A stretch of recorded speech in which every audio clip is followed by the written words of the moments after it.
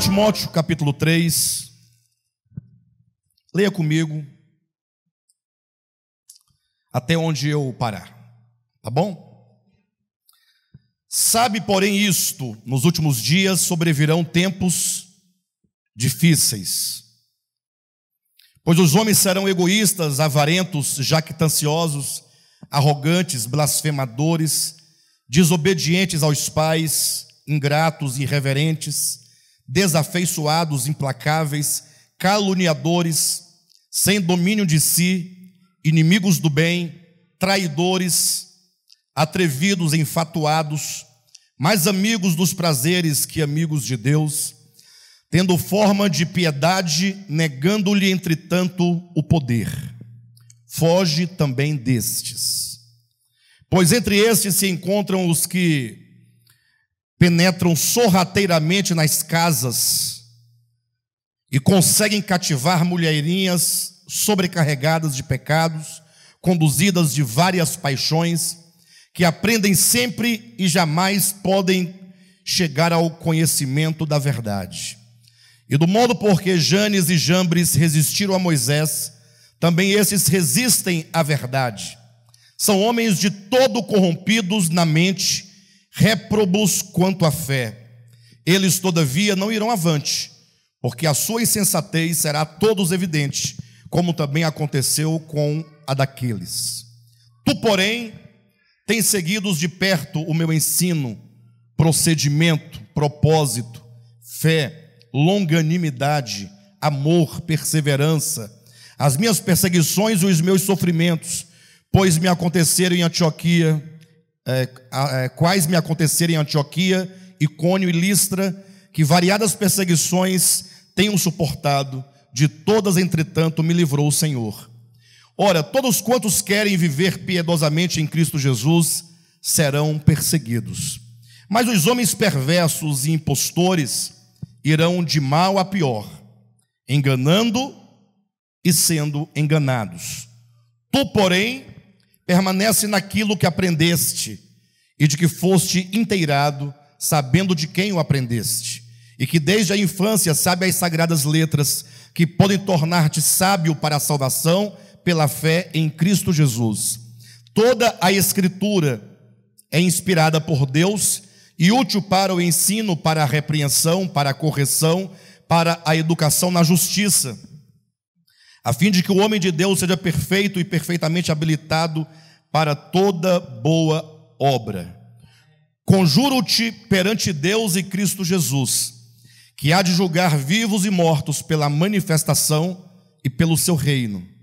Prega a palavra, insta, quer seja oportuno, quer não, corrige, repreende, exorta com toda a longanimidade e doutrina, pois haverá tempo em que não suportarão a sã doutrina.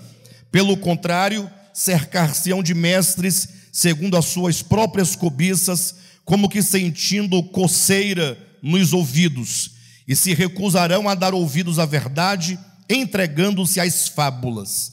Tu, porém, sê sóbrio em todas as coisas, suporta as aflições, faz o trabalho de um evangelista, cumpre cabalmente o teu ministério. Diga glória a Deus. Olha para o seu irmão e diga: tu, porém, sê sóbrio em todas as coisas, suporta as aflições, faze o trabalho de um evangelista, cumpre cabalmente o teu ministério. Que palavras maravilhosas, né? Como eu enfatizei nos dias anteriores, a segunda epístola de Paulo a Timóteo é uma epístola muito contemporânea, quanto às suas ideias, quanto ao seu conteúdo. Depois de 2000 anos que o apóstolo Paulo escreveu essa epístola, hoje, ao lermos esta carta, nós nos sentimos como que se Paulo estivesse escrito essa carta para os dias de hoje. Até porque nessa carta, não somente há um contexto, né, do tempo de Paulo, mas também existe um contexto profético. Paulo começa dizendo no capítulo 3, sabe, porém, isto, nos últimos dias sobrevirão tempos difíceis. Não somente Paulo traz esta profecia, mas se você começar desde o Antigo Testamento, passando também pelos evangelhos, vamos verificar que mesmo profetas do Antigo Testamento anunciaram esses dias finais da história, como o próprio Cristo também profetizou esses dias finais. Paulo, semelhante o faz também em outras epístolas. Podemos nos lembrar da profecia lá do Antigo Testamento, em que Amós declara que os dias finais seriam dias difíceis no que diz respeito à pessoa encontrar a verdadeira palavra de Deus sendo anunciada na sua pureza. Amós declara dizendo que esses dias finais seriam dias de fome e sede, não fome de pão nem sede de água, mas de ouvir e de receber a palavra de Deus. Ele acrescenta dizendo que os homens eles iriam de norte a sul, de leste a oeste, em busca de receber a palavra de Deus e não encontraria. Imagine vocês que esses dias foram profetizados e depois de tanto tempo veio depois Cristo ainda dizendo que esses dias finais seriam dias tão difíceis que o amor de muitos se esfriaria. E Paulo então traz agora de uma maneira um tanto mais detalhada, como que fazendo uma leitura de como seriam os corações humanos nesses dias finais da história. E Paulo diz: Timóteo, sabe, porém, isto. É como que ele dissesse: não basta que você tenha uma noção acerca da condição humana, você precisa saber com exatidão como que os corações dos homens estariam nos dias finais da história humana. Ele diz: sabe, porém, que nos últimos dias sobrevirão tempos difíceis, tempos angustiosos, tempos de muita tribulação, tempos em que aqueles que desejam grandemente no seu coração servir a Deus terão que fazê-lo com muito empenho. Não que os que vieram anteriormente não tivessem tais características de pecado, ou que os cristãos de antigamente não deveriam também se esforçar por trilhar o caminho reto, o caminho estreito, entrar pela porta estreita. É que quanto mais os tempos passam, mais o homem vai se pervertendo. Se nós vivemos nos dias finais da história da humanidade, se entendermos que tudo o que somos hoje é um acúmulo de toda a história humana, ou seja, nós herdamos tanto coisas positivas, como também herdamos coisas negativas daqueles que vieram antes de nós. Se é certo que nós vivemos nos dias finais da história humana, então nós recebemos também toda uma carga e toda uma projeção da condição humana caída. E Paulo então começa a especificar, demonstrando que os dias seriam difíceis porque os homens seriam egoístas, avarentos, jactanciosos, arrogantes, blasfemadores, desobedientes aos pais, ingratos, irreverentes, desafeiçoados, implacáveis, caluniadores, sem domínio de si. Os homens seriam cruéis, inimigos do bem, traidores, atrevidos, enfatuados. Ou seja, em tudo isso nós podemos ver uma descrição de como que os homens estariam numa condição de apodrecimento quanto à sua espiritualidade. É certo que nós podemos contemplar um grande paradoxo, porque de um lado nós vemos o homem crescendo, o homem avançando, o homem crescendo intelectualmente, o homem crescendo quanto aos seus conhecimentos na área da medicina, na área de tantas tecnologias, o homem aprendendo, vivendo num mundo globalizado. Então o homem tem um certo progresso. É certo que o homem do século 21, em termos do seu crescimento humano e meramente humano, tem um grande desenvolvimento, e isso é um aspecto positivo da humanidade do tempo presente. Mas, paradoxalmente, a espiritualidade dos homens nos últimos dias, ela estaria profundamente afetada pela condição do coração humano. Basta que você assista aos jornais, sobretudo esses jornais mais populares, né? Esses jornais em que os repórteres eles interagem muito com o seu público, e você vai ver que eles apresentam matérias do cotidiano, do dia a dia das pessoas, das grandes cidades, e você vai observar, sem nenhum esforço, o quanto que a humanidade ela está perecendo pouco a pouco. Você vê a violência crescendo de uma maneira descomunal. Vemos a quantidade de pessoas sendo assassinadas cruelmente. Eu falava essa semana, passou uma reportagem de um jovem, um rapaz que foi à casa do seu tio. Então pense você que aqui há laços familiares, né? Chegou lá, travou uma discussão rápida, e dentro de um prazo de 10 minutos estava o sobrinho cortando o pescoço do tio com uma garrafa. Misericórdia. Mas isso passa todos os dias na televisão. Nós vemos que os homens, eles não somente se tornaram avarentos e amantes de si mesmo, mas se tornaram pessoas cruéis. E talvez você da sua casa, assistindo a essas reportagens, pode até emitir um ou outro julgamento, né, com respeito àquela pessoa, mas saiba que se nós não cuidarmos do nosso coração, se nós não nos voltarmos para Deus, nós somos tão capazes de cometer qualquer atrocidade possível.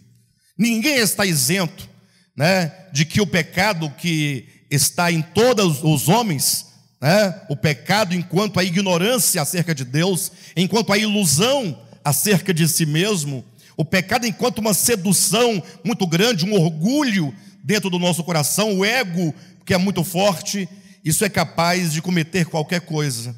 Basta uma oportunidade, basta que haja um contexto.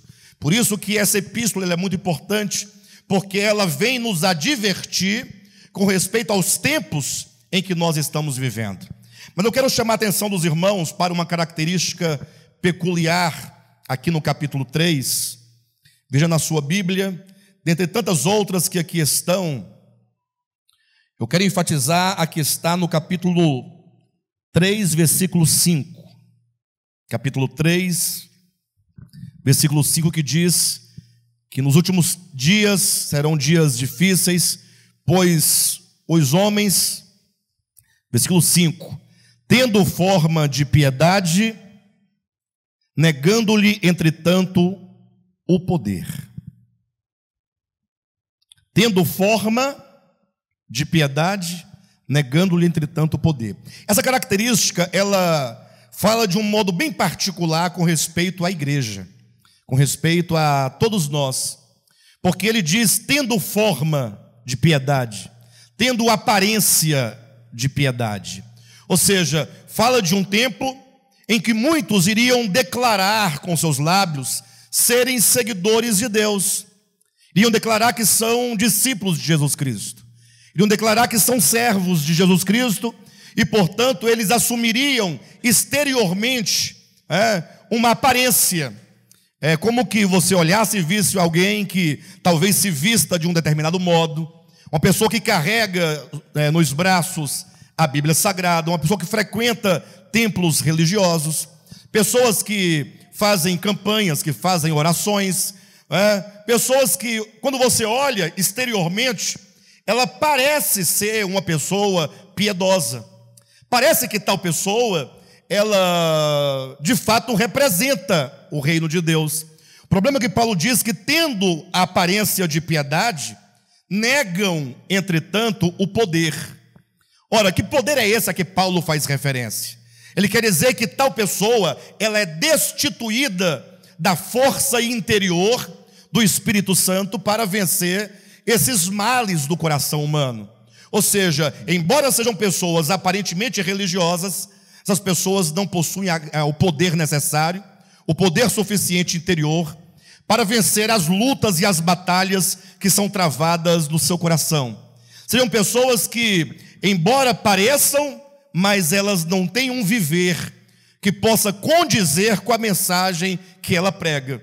E, portanto, essa característica dos últimos dias fala diretamente para nós que somos servos de Jesus Cristo. E isso é uma característica desses dias finais. E Paulo, então, ele quer que Timóteo não somente saiba dessas coisas, mas que também ele saiba qual é o caminho que pode ser tomado para que nós não sejamos tais pessoas, ou que tais características, se existem em nós, que elas possam ser vencidas. E se porventura nós estamos desprovidos dessas características, que nós então sejamos guardados, para que não sejamos alvo desse espírito desta era, desse espírito de apostasia.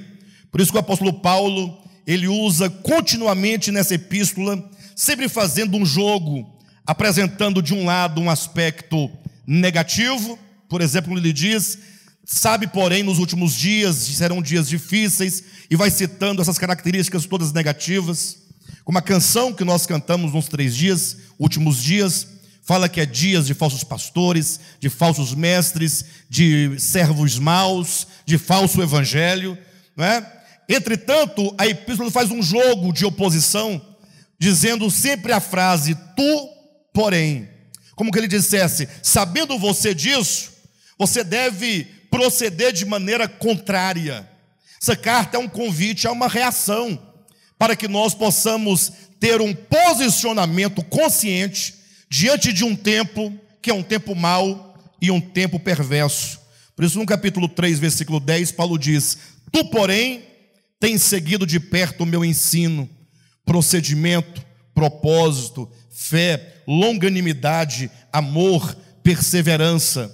E aqui, se Timóteo ele seguia Paulo, contrariamente ao tempo em que ele vivia, ou seja, os tempos eram maus, mas Timóteo ele seguia de perto, então cabe a nós olhar tais características de Timóteo e ter no coração esse desejo e orar: Senhor, eu quero este coração.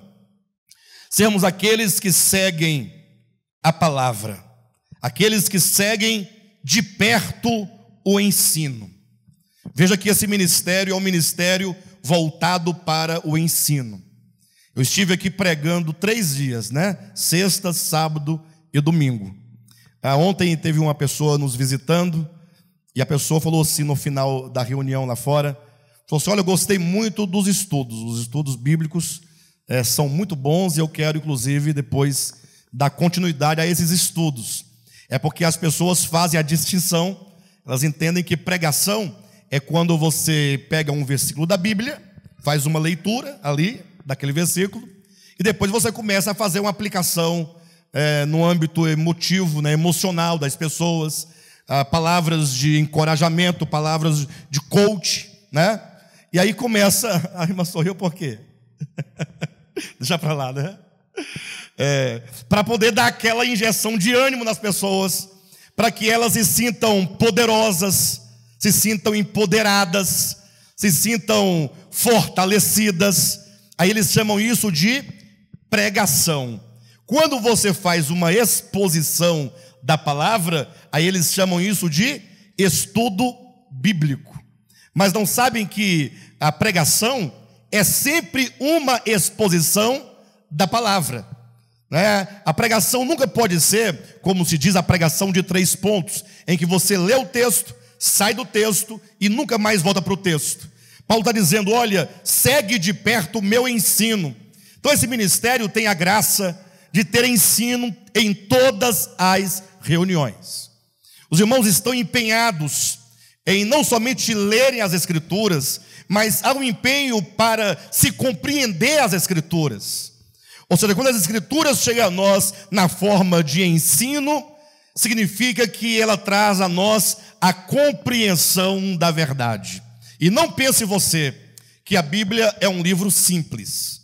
Muitas pessoas se orgulham e acham que conhecem a Bíblia, Fala, não, eu conheço a Bíblia. Lá diz para não cortar o cabelo, em 1 Coríntios capítulo 11. Diz para lavar os pés uns dos outros, em João capítulo 13. Aí vai montando uma série de doutrinas e apresentando um tanto de textos bíblicos, contando as histórias bíblicas e dizendo que conhece as Escrituras. A Escritura é um livro muito complexo.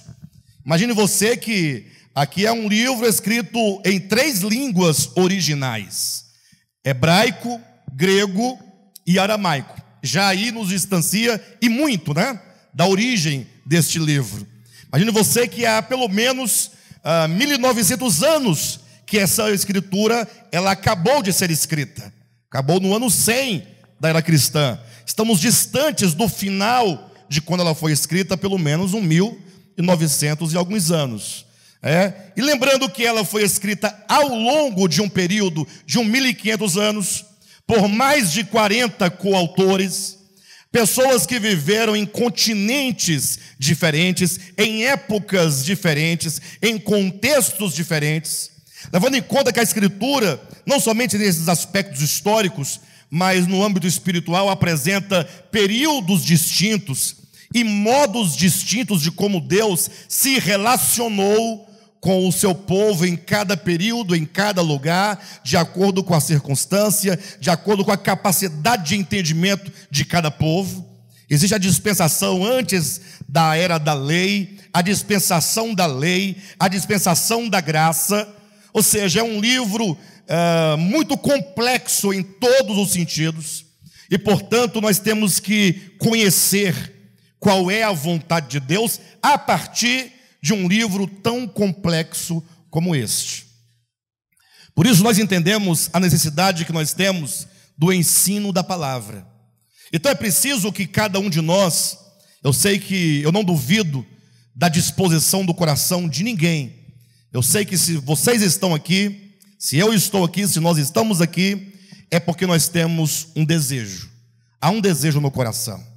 Aqui ninguém está aqui porque está ganhando alguma coisa, no sentido material. Você veio voluntariamente, você veio porque você reconhece que tem uma necessidade no coração, e portanto aqui você está. Então é preciso que nós levemos a sério, que é preciso que nós então façamos de cada encontro um momento em que nós estudemos as Escrituras para compreender. É preciso que você tenha uma compreensão das Escrituras. Você não poderá se manter imunizado num período tão difícil como este que nós vivemos. Você não poderá se livrar dos ventos de doutrinas que arrastam as pessoas de um lado para o outro, se você não estiver claro com respeito ao ensino. O ensinamento claro vai dizer respeito à pessoa de Deus, vai nos ensinar acerca do ser de Deus. Ou seja, temos que saber como Deus fala acerca de si mesmo nas Escrituras, revelando o seu coração, sobretudo como Deus foi revelado aos homens na pessoa de Jesus Cristo. Aprender qual é a sua vontade com respeito à nossa vida, com respeito às nossas famílias, como ter uma família de acordo com a vontade de Deus, como ser um profissional na área que você trabalha de acordo com a vontade de Deus, como criar os filhos segundo a vontade de Deus, como se relacionar uns com os outros, como tratar uns aos outros, como lidar com os problemas das enfermidades, com os problemas financeiros, com os problemas conjugais.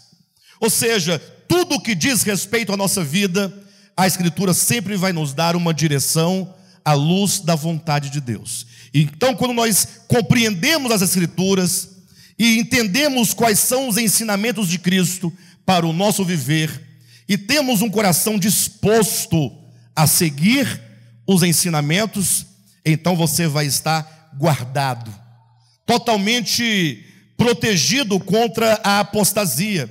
Ele diz: tu, porém, tens seguido de perto.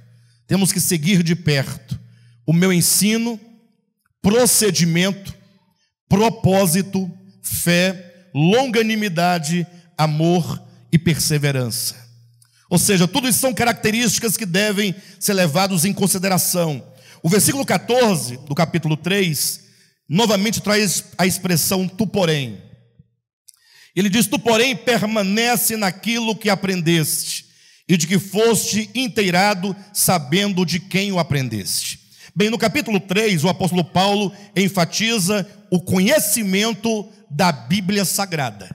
Ele enfatiza o conhecimento das Escrituras, no que diz respeito ao ensino, e como claramente ele diz, com respeito às sagradas letras. Versículo 15, que desde a infância sabes as sagradas letras que podem tornar-te sábio para a salvação pela fé em Cristo Jesus. A ênfase do apóstolo no capítulo 3, enquanto um remédio para a cura da igreja, é o ensino das sagradas letras. Ou seja, uma igreja sadia é uma igreja que se empenha pelo ensinamento. Eu sei que talvez alguém diga, pastor, puxa, mas eu gostava tanto lá de onde eu era tão bacana, tinha tantos programas diferentes, programas disso, programas daquilo, a igreja era toda departamentalizada, departamento dos gideões, departamento da CIB, das senhoras, dos adolescentes, das crianças, dos casais, né? E nós viajávamos para Caldas Novas, para poder fazíamos retiros, fazíamos campanhas, fazíamos isso, aquilo, outro. Mas veja que quando o apóstolo Paulo instrui a Timóteo, dizendo como viver uma vida piedosa, uma vida imunizada, uma vida protegida contra os males, os danos dos dias finais, ele enfatiza no primeiro plano, capítulo 3, o ensino, o estudo, o conhecimento das Escrituras. É preciso conhecer bem as Escrituras, porque os homens maus e perversos certamente se levantariam, e já se levantam desde muito tempo, para te enganar, para te iludir. Observe que a confusão religiosa no seio do cristianismo é muito grande. Cada igreja tem um pensamento diferente, sim ou não? Cada ministério tem uma direção diferente. Alguém pode dizer, pastor, mas eu não sei se é bem por aí, porque tem muitas igrejas que têm ensinamento, né? Estão estudando a Bíblia, as Escrituras. Mas, e aqui também tem, por que vocês então pregam diferentemente deles? Por que há discordância entre igrejas e igrejas que também estudam as Escrituras? Ora, por uma razão simples, há um grande diferencial. Capítulo seguinte, o capítulo 4 de Timóteo, Paulo dará uma outra ênfase. Ou seja, não somente é preciso que você conheça as Escrituras. Você tem que ter um profundo conhecimento das Escrituras. A igreja precisa promover que os membros, seus membros, conheçam o Antigo Testamento. Que você tenha noção clara do significado do Antigo Testamento enquanto Escritura. Que você saiba, por exemplo, que o Antigo Testamento são 39 livros, de Gênesis a Malaquias, que foram escritos e foram dados às pessoas, sobretudo aos hebreus, a nação de Israel, que viveram até a vinda de Cristo. E que todo esse período, grosso modo, é um período de uma aliança que Deus fez com os hebreus lá no Monte Sinai. Foi uma aliança da lei, uma aliança totalmente baseada em preceitos, em mandamentos, em ordenanças, em leis que Deus deu a Moisés, e que o relacionamento dos hebreus, lá no Antigo Testamento, o relacionamento deles para com Deus, estava totalmente submetido e deveria estar subordinado àquele conjunto grande de leis. E que vindo, porém, Jesus Cristo, quando o Verbo se faz carne, ele veio e então ele faz cumprir o que foi dito pelo profeta Jeremias, que porque o povo de Israel havia quebrado aquela aliança do Sinai, havia anulado aquela aliança do Sinai por causa das suas desobediências, Jesus agora veio e diz: eis que eu faço convosco uma nova aliança. E então ele estabelece uma aliança nova, né? Mas quando diz uma aliança nova, não quer dizer que é nova no tempo, mas quer dizer que ela é nova sobretudo quanto ao conteúdo. E a diferença é muito clara. É dito que a primeira aliança não funcionou porque ela dependia de dois. Dependia de Deus ser fiel quanto às suas promessas para o povo de Israel, e dependia do povo de Israel quanto à sua obediência para ganhar as bênçãos da parte de Deus. Essa era a relação. Por isso que havia entre o povo de Israel e Deus, havia Moisés, havia um mediador. Por isso que não funcionou, porque dependia de dois. Quer ver? Para um casamento, para o seu casamento dar certo, depende de quantos? De dois. Se um não quiser, não dá certo. Se um começar a desandar, o casamento vai acabar. Se um começar a quebrar o seu compromisso matrimonial, vai romper, não tem jeito. Agora, se os dois quiserem, se houver de ambas as partes um desejo profundo de vencer as dificuldades, de vencer os dramas, de vencer as diferenças, então pode ser que dê certo, porque os dois querem.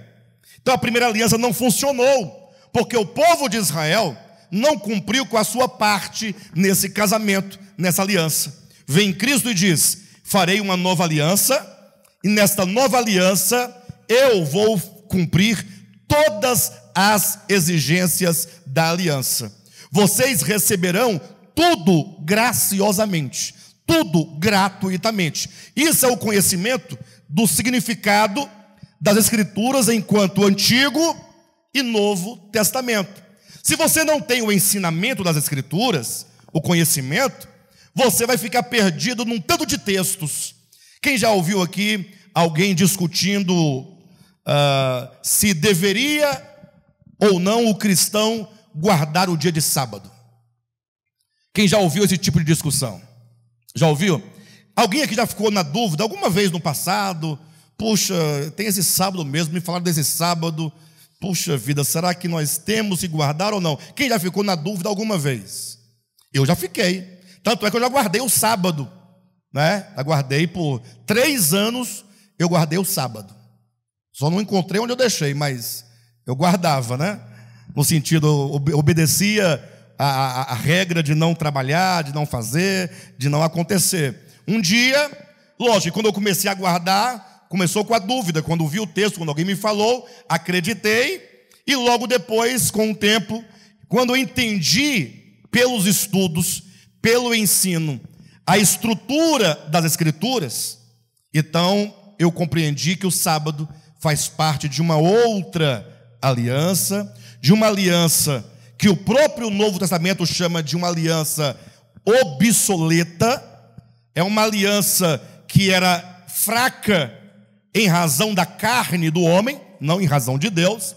Embora a lei fosse santa, justa e boa, as pessoas que deveriam cumprir aquelas leis não eram santas, nem justas, nem boas. Então essa compreensão nos livra desses entravamentos de raciocínios.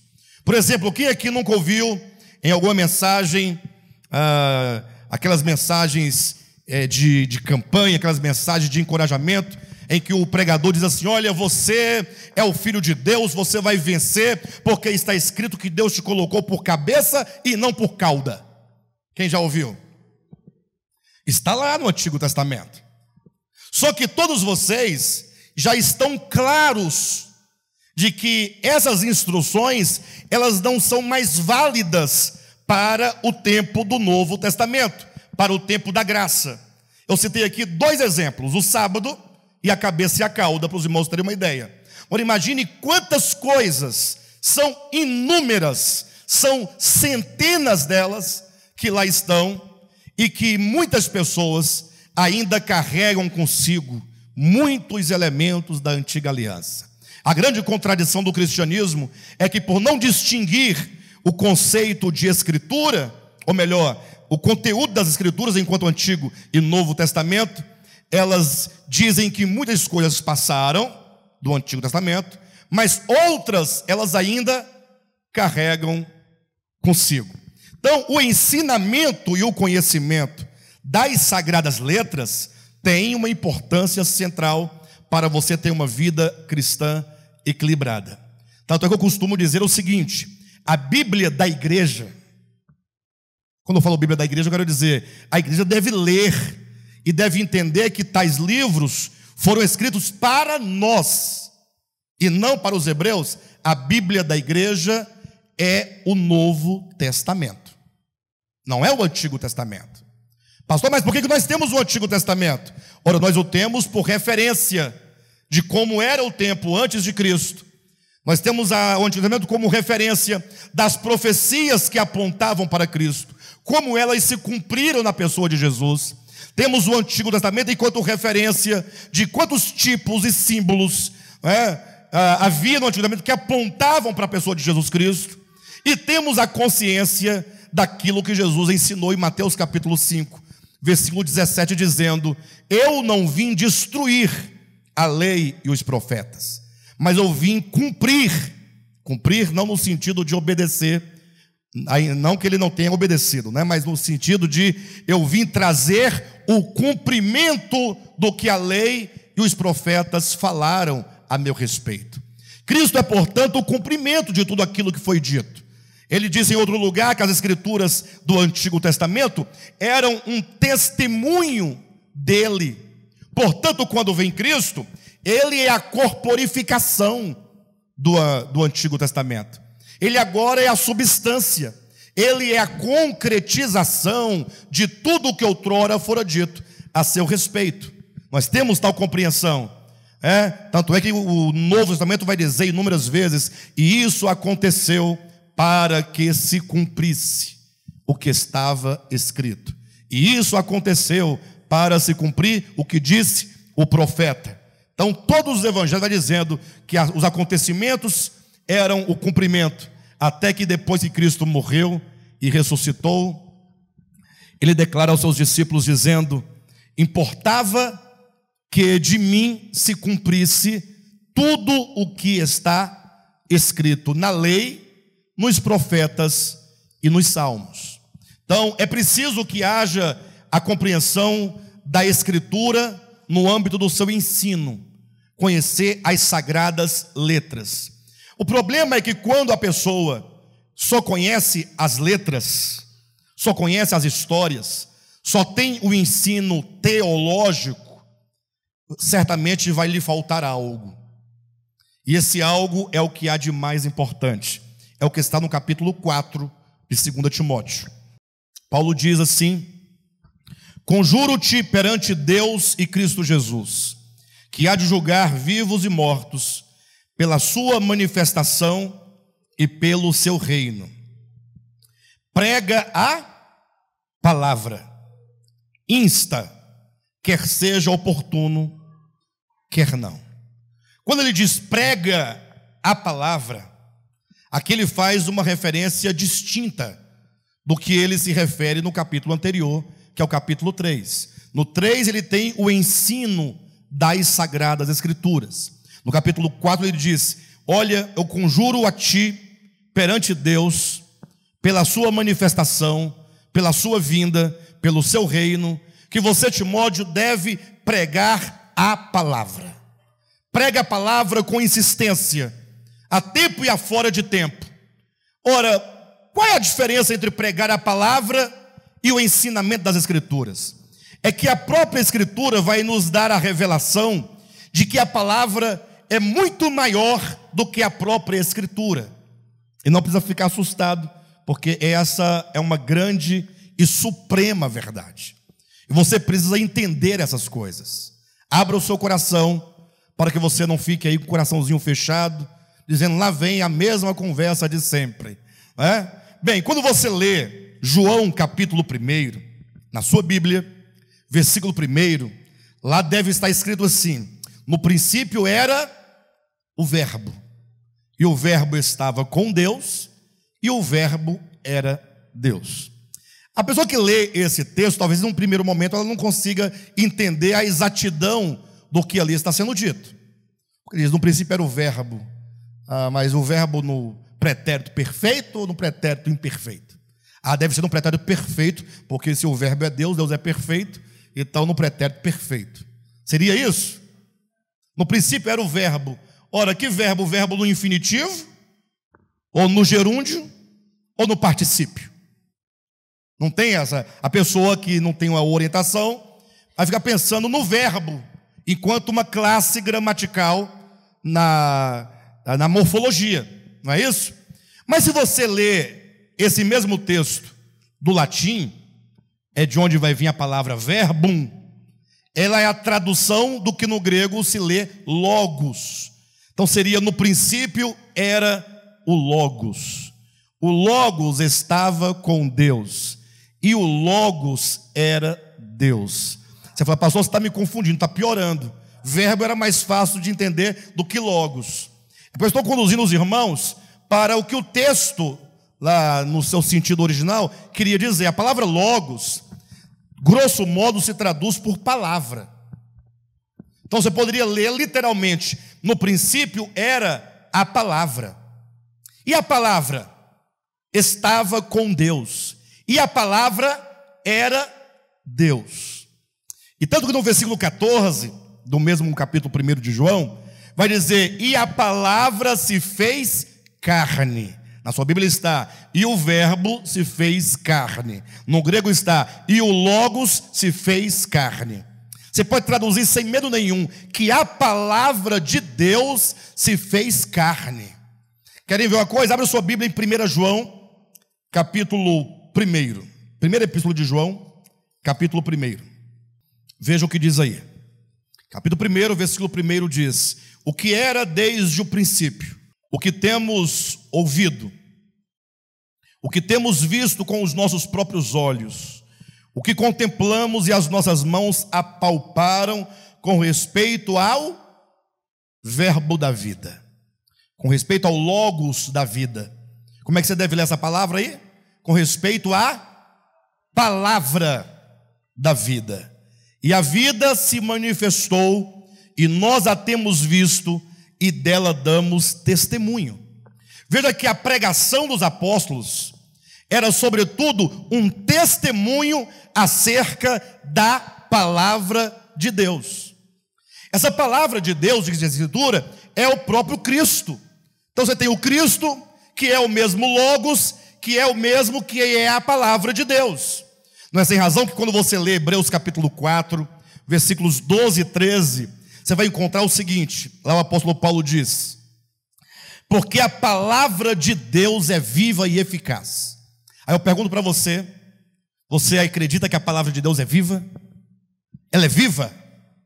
Ou elas são letras? Letras escritas num papel?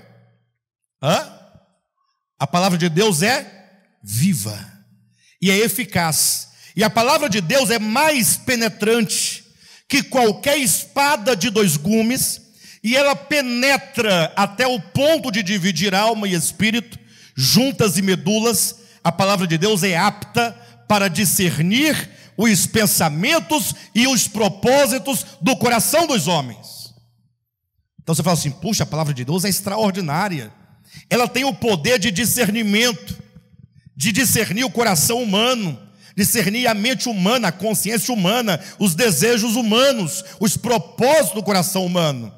E no versículo seguinte, versículo 14, o apóstolo continua dizendo: porque todos nós havemos de comparecer completamente nus diante dele.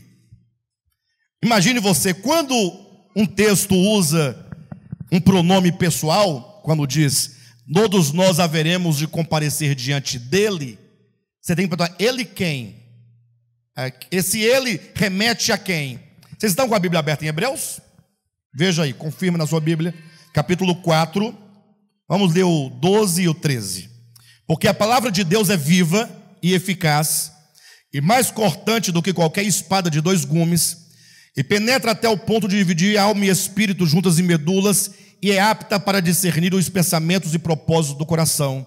E não há criatura que não seja manifesta na sua presença. Na presença de quem? De Deus? Não, vamos ler de novo. Tá certo, é de Deus, mas eu quero buscar o sentido do texto bíblico. Vamos ler o versículo 12. Porque a palavra de... Estamos falando sobre quem? Sobre a palavra de Deus. Perfeito? Porque a palavra de Deus é viva. Eu pergunto: quem é viva? E eficaz. Quem é eficaz? Podem responder, queridos. E quem é mais cortante do que qualquer espada de dois gumes? Quem é que penetra até o ponto de dividir alma e espírito, juntas e medulas? Quem é apta para discernir os pensamentos e propósitos do coração? E não há criatura que não seja manifesta na sua presença. Na presença de quem? Muito bem. Toda criatura, diante da palavra de Deus, é manifestada. Porque não há criatura que não seja manifestada na presença da palavra de Deus. Pelo contrário, todas as coisas estão descobertas e patentes aos olhos daquele a quem temos de prestar contas. Ou seja, nós vamos prestar contas, não é a Deus? Sim ou não? E não está dizendo que é essa palavra que discerne, que diante dela todos estão nus, todos estão patentes. Ou seja, o texto é muito claro quando diz que a palavra de Deus, enquanto vive e eficaz, é o próprio Deus. Confere com o que diz que o princípio era a palavra estava com Deus e a palavra era Deus. Por isso você vai encontrar em Apocalipse capítulo 19, versículo 11 ou é versículo 13, salvo engano, quando João tem a visão da segunda vinda de Cristo. Ele faz toda aquela descrição profética e simbólica, dizendo que Cristo vem descendo, montando um cavalo branco, e ele diz, e o seu nome é a palavra de Deus. Quando diz o seu nome é a palavra de Deus, ele está ratificando o que já foi dito em João, o que já foi dito em Hebreus, o que já foi dito em outros lugares das Escrituras. Ou seja, não receie em afirmar categoricamente que a palavra de Deus é o próprio Cristo. Pregar, portanto, a palavra de Deus significa pregar o próprio Cristo, anunciar a Cristo como sendo, digamos, o cumprimento de tudo o que as Escrituras disseram. É ter a Cristo como a verdade, é ter a Cristo como o caminho, é ter a Cristo como a própria vida, é ter a Cristo como tudo, não ter a Cristo como apenas um elemento da nossa religião. O problema é que muitos dizem que querem a Cristo, mas eles então colocam uma série de outras coisas para que a sua religião fique bastante cheia, né? Uma carroça de abóbora, né? Uma carroça de coisas. Então eles têm que ter uma série de elementos sagrados para que eles possam então dizer que são uma religião melhor do que a outra. Então eles têm Cristo, eles pregam a Cristo, mas eles não querem o Cristo como tudo. Eles querem Cristo como uma coisa a mais no conjunto de coisas da sua religião. Por isso que vez ou outra vão perguntar para você: vocês não usam óleo?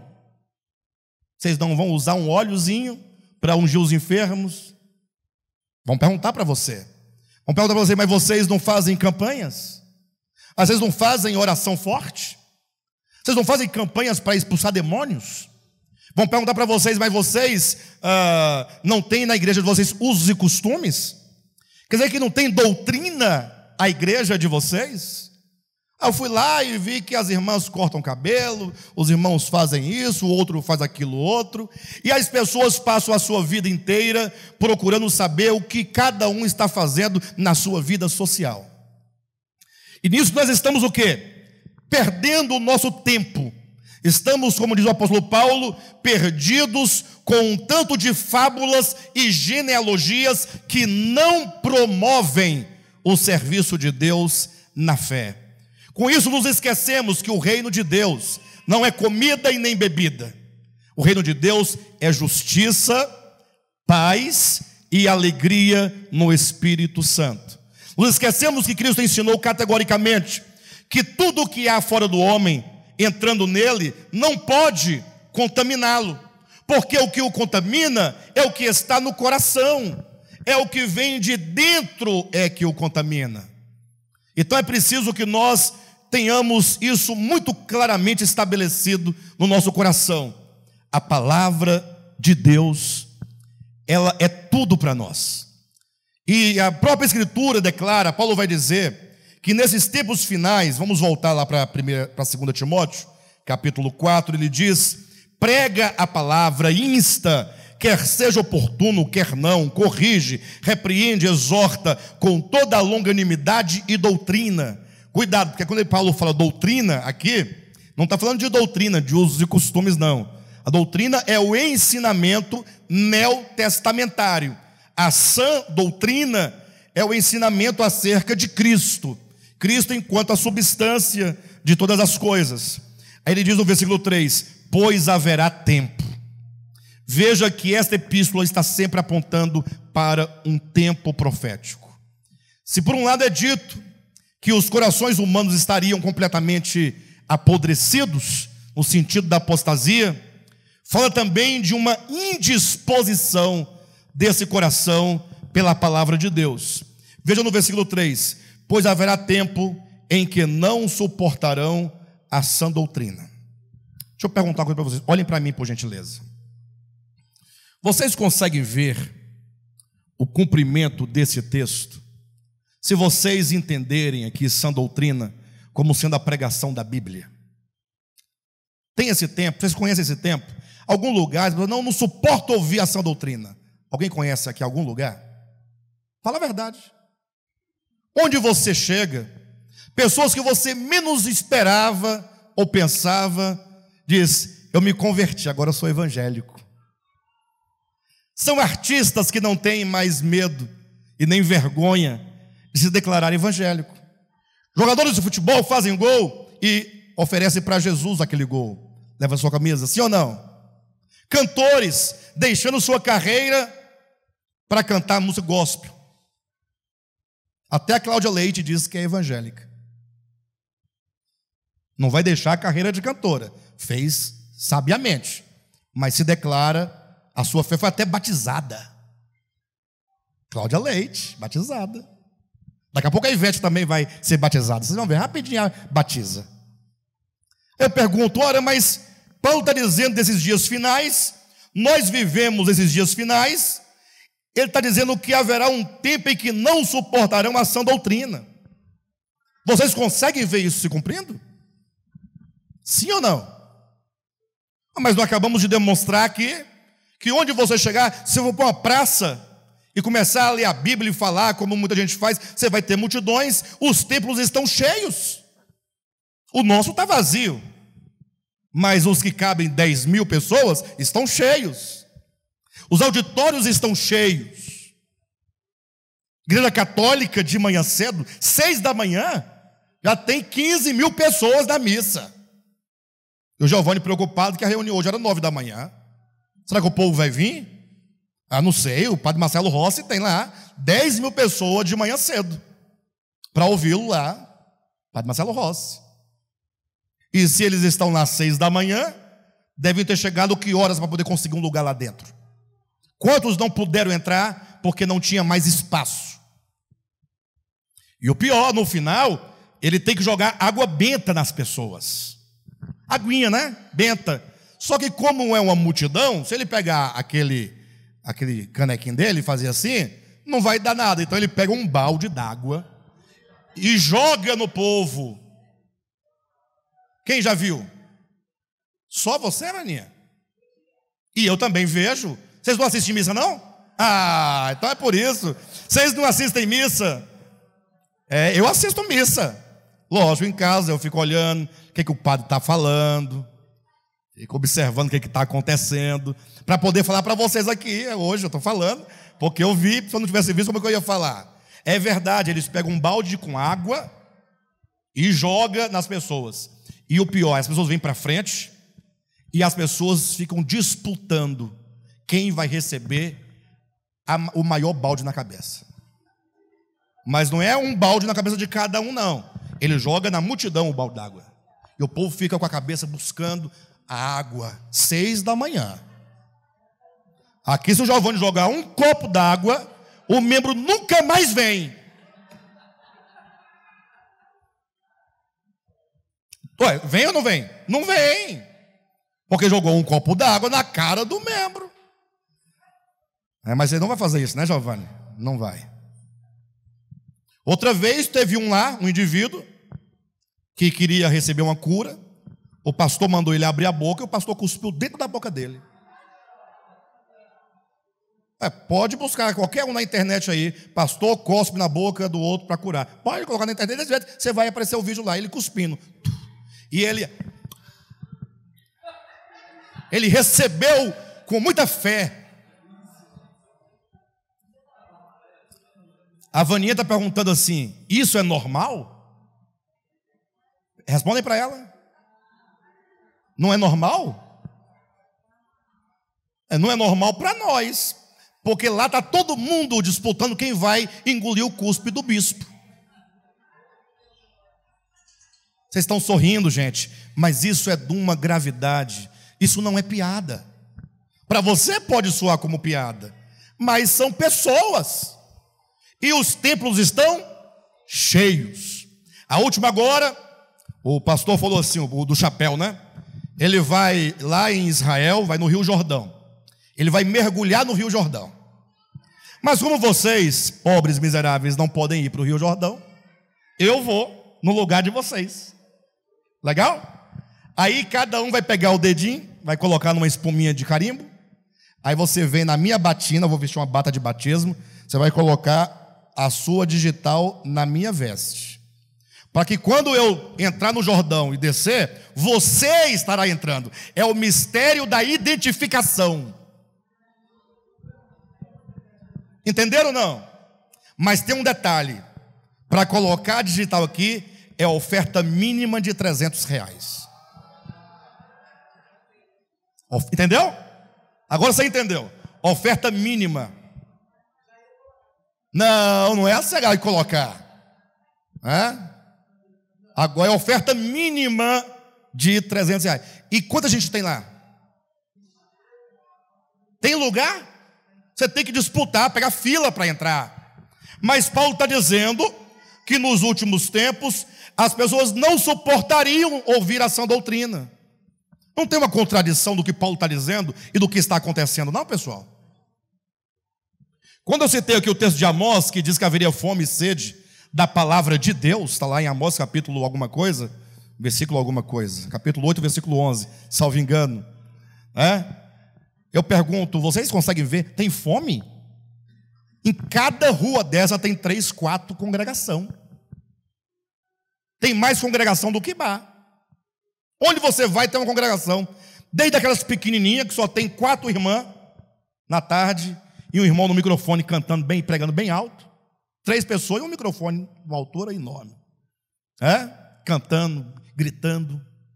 Até as grandes catedrais.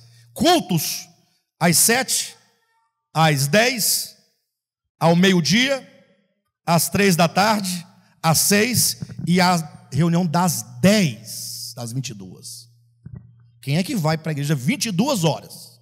Cheio. Mas que fome é essa? E que sede é essa? É fome e sede da palavra de Deus. Tem que haver aqui uma diferenciação. Você pode afirmar categoricamente: essas palavras estão se cumprindo hoje, nos nossos dias. Pessoas, olha na sua Bíblia, 2 Timóteo, capítulo 4. Ou capítulo 3, ou capítulo 4, versículo 3.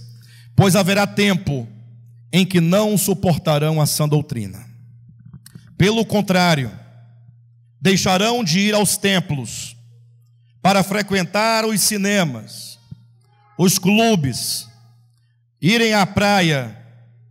É isso? Não? Como é que diz então o versículo 3?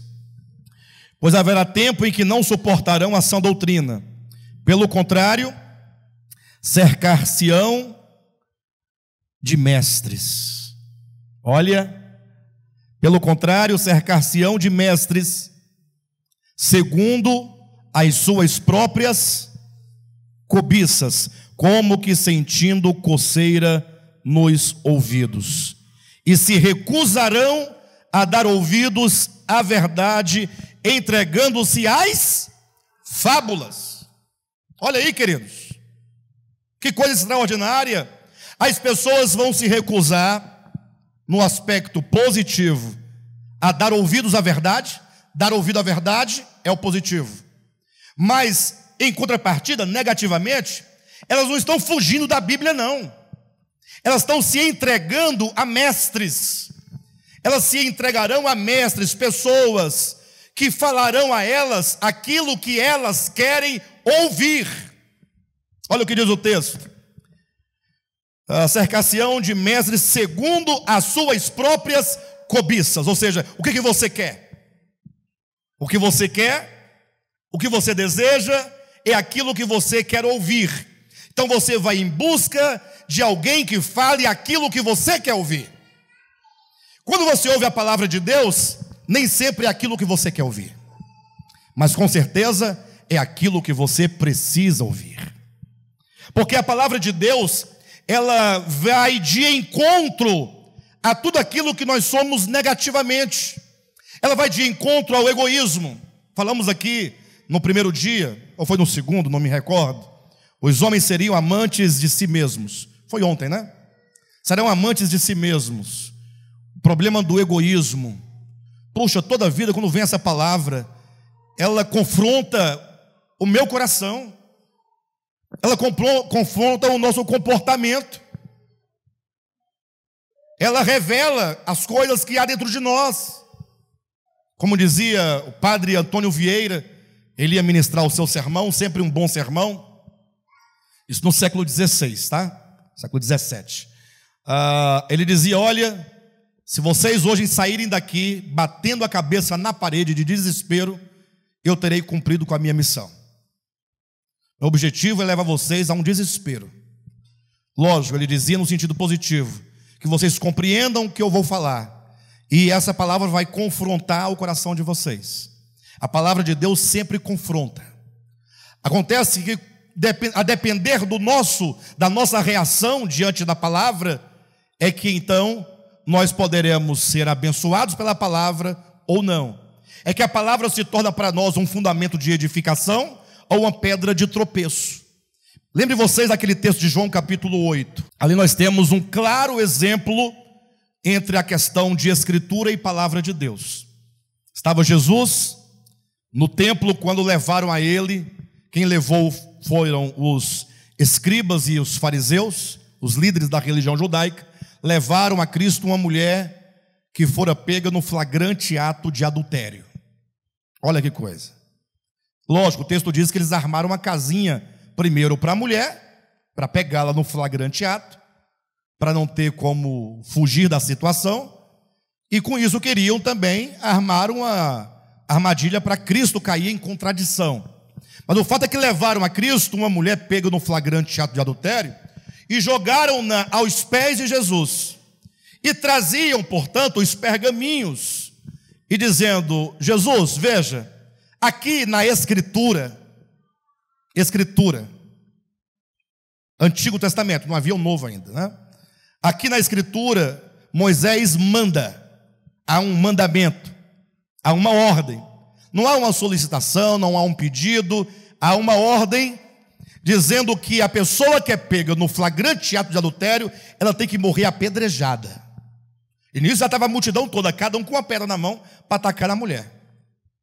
E se nós estivéssemos lá, muito provavelmente, muitos de nós estaríamos com uma pedra na mão.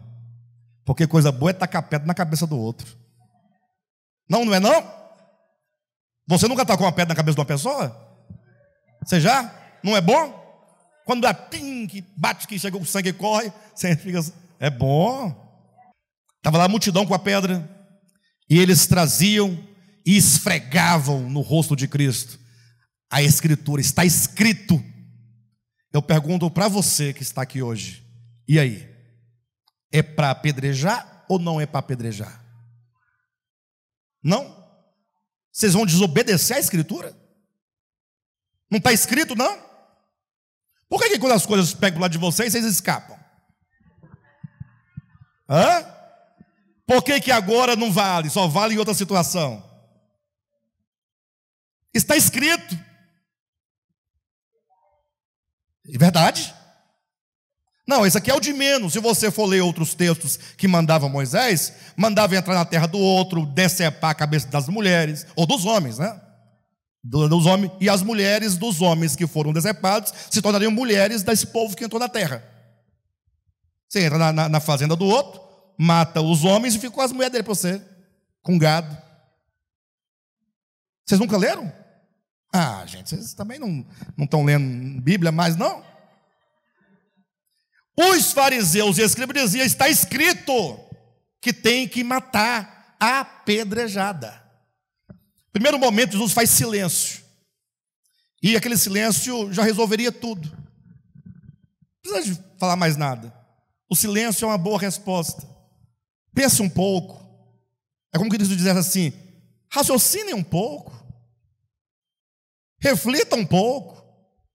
Mas o povo rompeu o silêncio e continuou: não, mas está escrito. Aí um fariseu mostrava um texto, o escriba mostrava um outro texto, aí vinha lá um outro, fazia a exegese dos textos, de acordo com a língua proto-hebraica. Aí Jesus resolve falar. Falou: tá bom, vou falar. Vou falar. Quem dentre vós que é diferente dessa mulher, que não comete adultério no coração, não tem desejos, que nunca olhou para uma mulher com intenção impura no coração? Quem de vocês que não tem pecado, que é totalmente puro, atira a primeira pedra? Vamos lá. Agora houve silêncio de verdade. O silêncio agora foi do outro lado. Agora cada um, diz a Bíblia, que eles foram arguidos na própria consciência. Quando a palavra de Deus fala na consciência, ela é mais forte do que o texto escrito mandando apedrejar. Entenderam? Não estou desfazendo da Escritura. Estou dizendo que Cristo é maior do que a Escritura. Afinal, a Escritura é serva dele. No sentido de que a Escritura serve para falar dele. Pastor, mas e por que então foi dito para matar do outro lado lá? É porque aquela Escritura pertenceu a um tempo do passado, em que os homens eram bárbaros, os homens eram crianças, os homens viviam num tempo em que não tinha muita noção da coisa. A humanidade estava em desenvolvimento, estava em crescimento. Por isso que a própria Escritura vai dizer que aquele tempo é o tempo dos rudimentos. Vindo, porém, a plenitude dos tempos, que é o tempo da maturidade, Deus enviou o seu Filho. Quando Cristo veio, ele disse: pessoal, vamos abandonar os rudimentos, e agora voltem-se a mim. Por isso que quando os fariseus queriam que os discípulos de Cristo guardassem o sábado, porque estavam lá colhendo espigas em dia de sábado, Jesus não disse: ide ao sábado e encontrai descanso. Ele disse: vinde a mim, vocês que estão cansados e sobrecarregados, e eu vos aliviarei. Tomai sobre vós o meu jugo e aprendei de mim, que sou manso e humilde de coração, e achareis o Shabat das vossas almas, e achareis o sábado das vossas almas, e achareis descanso para as vossas almas. Vinde a mim. Estava lá o povo de Israel fazendo a festa dos tabernáculos, durava 7 dias. Jesus foi à festa dos tabernáculos. Está lá o povo todo dia, ia até o tanque de Siloé, pegava água em jarros de prata, trazia na cabeça, levava para o templo, ia lá, molhava lá a base do altar, cantava e fazia, acontecia. E o povo, Jesus esperou o primeiro dia, segundo dia, todo dia tinha a procissão das águas do Siloé, trazendo as jarras d'água, Essas águas eram jogadas, muita água, todo mundo queria ver a festa das águas. Jesus esperou o primeiro dia, segundo dia, terceiro dia, calado. 5º dia, 6º dia, 7º dia. Aí João capítulo 7, versículo 37, está escrito: no último dia da festa. Olha como Jesus é paciente, aguardou. Depois estava tudo alagado, cheio d'água. Todo dia trazia aquela roma d'água, jogava lá, muita água. Aí Jesus fala: se alguém tem sede, vem a mim e beba. Olha, um tanto d'água, gente. Buscava no tanque de Siloé. Mas ele diz: vocês estão com sede. Isso tudo é rudimento, isso passou. Eu sou a realidade de todas as coisas. Essas águas aqui que vocês trouxeram era apenas para simbolizar que eu sou a água da vida. Venham, portanto, a mim e bebam de mim, porque eu sou a palavra de Deus. Mas o povo quer o texto, a letra, a história. Quer saber quem era o pai de Sansão? Quem souber vai ganhar uma caixa de chocolate. Sem olhar na Bíblia, lógico. Se olhar, vai ter o nome riscado do livro da vida. Alguém sabe o nome de pai de Sansão? Não, não pode. Ninguém sabe? Nem eu. Também. Eu acho que é Manuel, não é? É parecido com Manuel. Manoé. É uma coisa assim, desse assim. Manoá. Ah, Manoá. Uma vez. Ano bíblico. Manoá. Eu sabia que tinha mano, alguma coisa no meio. Não. Eu falei primeiro. Eu falei Manuel, Manoé. Aí você lembrou de Manoá. Mas eu não ouvi. Hein, pessoal? Mas vocês conseguem entender nesse quadro o que aconteceu? Quando Jesus disse: quem não tem pecado que atire a primeira pedra, diz que cada um foi arguido na própria consciência. Cada um foi iluminado pela luz do mundo, mas ocorreu um fenômeno que não raramente acontece. Ao invés de eles se inclinarem diante de Cristo, reconhecerem que precisam da palavra de Deus, não, diz que foram se retirando da presença de Cristo um, a começar pelos mais velhos, porque tem mais pecados, são mais acusados na consciência, tem mais problema de consciência. De modo que todos foram embora, ficou somente Jesus e a mulher. Agora era a hora de Cristo falar assim: bem, agora vamos acertar as contas, porque eles foram embora porque eles têm pecado. E como a proposição era quem não tem pecado que atire a primeira pedra, eles não estavam em condições. Mas eu não tenho pecado e, portanto, eu vou tacar a primeira pedra na sua cabeça. Era o momento, porque ele não tem pecado. Mas ele disse: eu também não te condeno. É a palavra da vida.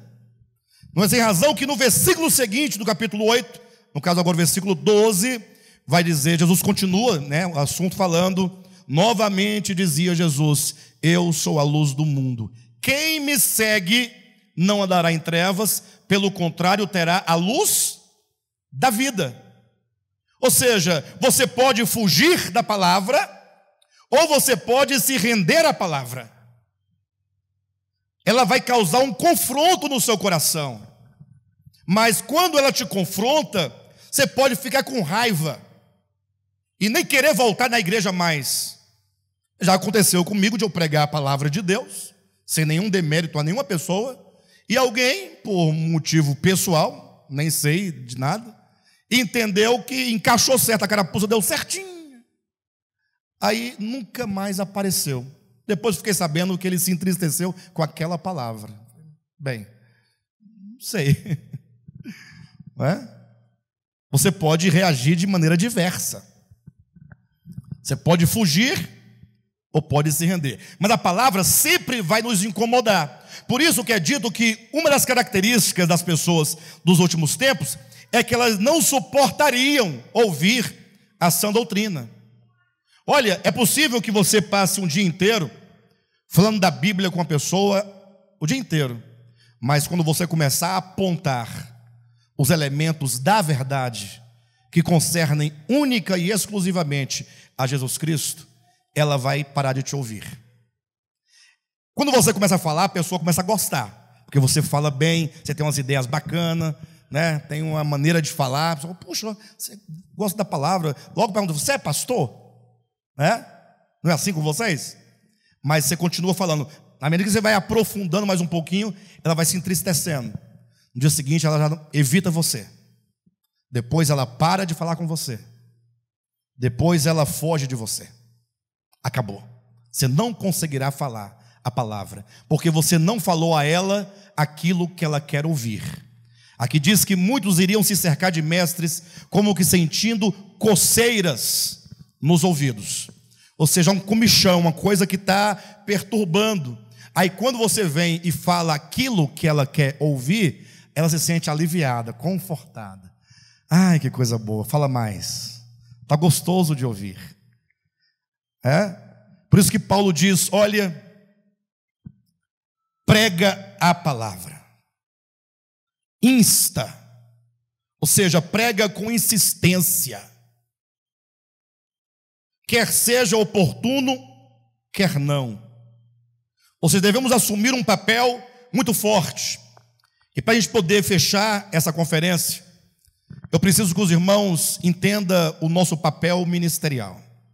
Quando falamos do nosso papel ministerial, eu não quero que você entenda o ministério enquanto uma coisa abstrata. Tampouco que você entenda o ministério enquanto sendo Alexandre, Giovanni e Vinícius.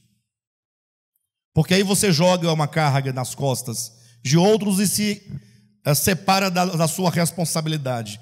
O ministério somos nós, pessoas. Todos nós somos um ministério. A questão de ministério é uma questão muito séria. Às vezes a pessoa fala assim, não, é porque eu vou numa igreja mais perto de casa, pastor, a sua está muito longe. Fico pensando, o que essa pessoa está pensando? Não estou entendendo. Igreja mais perto de casa? Quer dizer então que se a igreja mais perto de casa for a igreja dos mormons, você vai? Não tem diferença nenhuma? Se for uma igreja dos TJs, você vai? Eu não estou colocando em demérito os DJs, nem os adventistas, nem os mormons. Eu quero dizer, você não tem uma fé específica? Ou qualquer coisa que falarem para você serve? Você não crê em algo que você consiga definir? Ministério é uma identidade. Nós temos que desenvolver um conceito doutrinário acerca de Deus. Quem é Deus para você? Deus é aquele que barganha, que você dá uma oferta de R$100 e ele te promete que vai te devolver 10 mil em troca? É esse Deus que você crê? Você tem que saber, puxa, se eu estou no ministério apostólico de Volta à Palavra, eu quero saber que identidade é essa. Porque esse termo ministério apostólico de Volta à Palavra traz um conceito acerca de quem é Deus, traz um conceito do que é a verdade, traz um conceito de redenção. Pode ser que você descubra que você não queira esse conceito. Aí você terá que procurar um ministério que se encaixe nos seus conceitos. Não tem problema. Mas se você fala, não, pastor, eu estou bem, eu estou tranquilo, apesar das minhas dificuldades, eu entendo o conceito ministerial do De Volta à Palavra. Então, quando você absorve o conceito do ministério, você se torna o ministério. Porque você agora vive aquela palavra ministerial, e você prega e anuncia aquela palavra ministerial, e você agora vive, você agora representa. Onde você vai, lá vai o ministério. É uma coisa só. Você agora já não critica o ministério, você agora é o ministério. Você agora não tem dúvida do ministério, você agora é o ministério. Pastor, tem dúvida? Procure o Giovanni, já falei. Procure ele, vai atrás dele. E se vocês quiserem também, pode marcar o dia que eu venho, vou na sua casa, eu e ele. Vinícius também vai. Então, mas é preciso que nós sejamos ministério. É preciso um posicionamento, não somente enquanto ministério, mas sobretudo enquanto um cristão que você é. Nós não podemos permitir que o espírito dessa era nos faça pessoas negligentes. Não. Você não pode permitir que você seja um crente morno. O crente morno é um crente indiferente. Se você jogar uma água fria no corpo, você sente. Jogar uma água quente demais, você sente. Uma água morna, não dá nada. É a total indiferença. O crente morno é o crente indiferente. É aquele que não é nem uma coisa nem a outra. Você precisa de ter uma identidade, um posicionamento, assumir. 2 Timóteo é um convite para um posicionamento num tempo de crise. Se você está enquadrado aqui, quando diz, sabe porém que nos últimos dias terão tempos difíceis, você diz, não, eu sei, então você sabe. Identifica a era em que você vive. Você então sabe quais são os caminhos, qual é o antídoto que você precisa para se imunizar do espírito dessa era, que é a palavra de Deus. E você agora é convidado a ser um Timóteo, no sentido de ter um posicionamento. O Senhor precisa de cada um de nós. Você sabia disso? O Senhor precisa de você.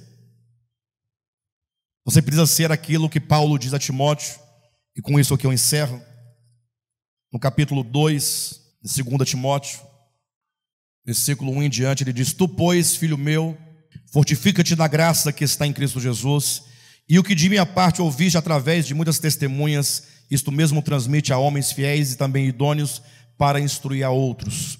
Diga para o seu irmão assim, fortifica-te na graça. Você precisa de se fortificar na graça. Aí começa dizendo, versículo 3, participa dos meus sofrimentos como bom soldado de Cristo. Você precisa se posicionar como um bom soldado de Cristo. Falar de soldado é falar de batalha. E a batalha acontece em vários campos.